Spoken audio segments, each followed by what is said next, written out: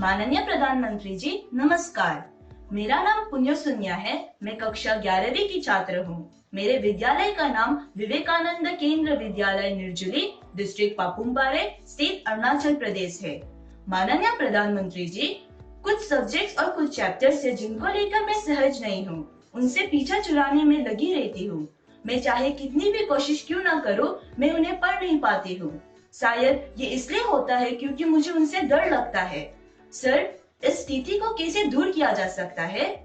धन्यवाद सर। चलिए, आंध्र से हम मलेशिया, मलेशिया से अब अरुणाचल पहुंच गए और मुझे बताया गया है कि इसी प्रकार का कोई और एक सवाल भी है। माननीय प्रधानमंत्री जी नमस्कार। मेरा नाम विनीता गर्ग है और मैं SRDAV पब्लिक स्कूल में 25 वर्ष से कार्यरत हूँ। मेरा प्रश्न है, कुछ सब्जेक्ट्स ऐसे हैं जिसमें कई स्टूडेंट्स को डर का सामना करना पड़ता है। इस वजह से वह इनसे बचते हैं। इसके बारे में इतिहास या गणित जैसे विषयों के शिक्षक अच्छी तरह से समझ सकते हैं। टीचर के तौर पर इस स्थिति को और बेहतर बनाने के लिए हम क्या कर सकते हैं? ये कुछ अलग प्रकार का ही विषय मेरे सामने आया। मैं कोशिश करूंगा कि स्टूडेंट्स के मन को छू सकूं और टीचर्स की बात पर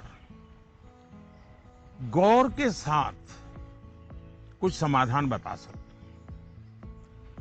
आप दोनों ने किसी खास सब्जेक्ट या चैप्टर से डर की बात कही है। आप लोग अकेले नहीं हैं जिनको इस स्थिति का सामना करना पड़ता हो। हकीकत तो यह है कि दुनिया में एक भी इंसान ऐसा नहीं मिलेगा जिसके ऊपर ये बात लागू न होती हो।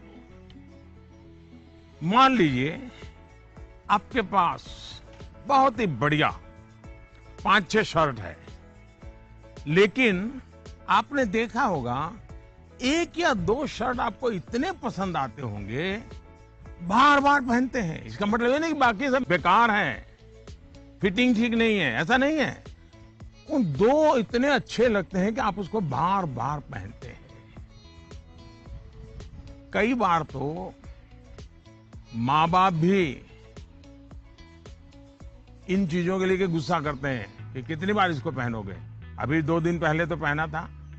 पसंद नापसंद मनुष्य का स्वभाव है और कभी कभी पसंद के साथ लगाव भी हो जाता है। और इसमें डर की, दुविधा की क्या बात है कि हमने डरना चाहिए? दरअसल होता क्या है, जब आपको कुछ चीजें ज्यादा अच्छी लगने लगती हैं तो उनके साथ आप बहुत कंफर्ट हो जाते हैं, बहुत कंफर्टेबल लगता है, सहज हो जाते हैं। लेकिन जिन चीजों के साथ आप सहज नहीं होते, उनके तनाव में आपकी 80% एनर्जी आप उसी में लगा देते हैं। और इसलिए स्टूडेंट से मैं यही कहूंगा कि आपको अपनी एनर्जी को इक्वली डिस्ट्रीब्यूट करना चाहिए। सभी विषयों में बराबर बराबर।